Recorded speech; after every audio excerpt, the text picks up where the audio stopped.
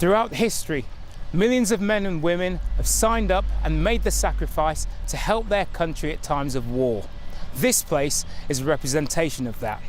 But to the 30,000 men and women from the West Indies that signed up to help the British through the World Wars, there is no specific monument. But that's about to change.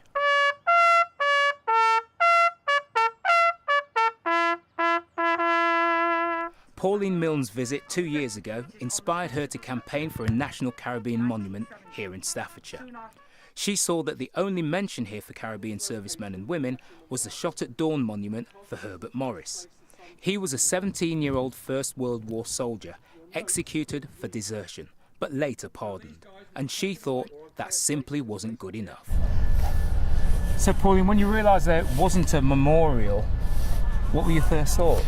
My first thoughts were sadness, and then afterwards it was anger, because it's as though the Caribbean people doing military service had been wiped out of history. So now, after all this tireless work, I mean, you've got one, how do you feel? I feel really proud, and it's a long time due.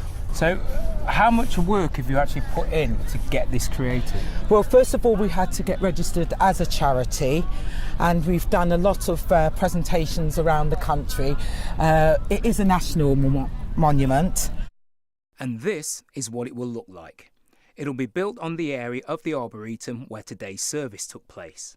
Standard bearers began the ceremony before speeches were read, and 18 roses representing all the British Caribbean islands were laid on a heart. One of them was laid by 95-year-old Albert Jarrett, who served during the Second World War. When it comes to this memorial, what does it mean to you? It meant a lot, because it brings back so much memory for me to be here, to enjoy the presence of the other people here. It's very, very good.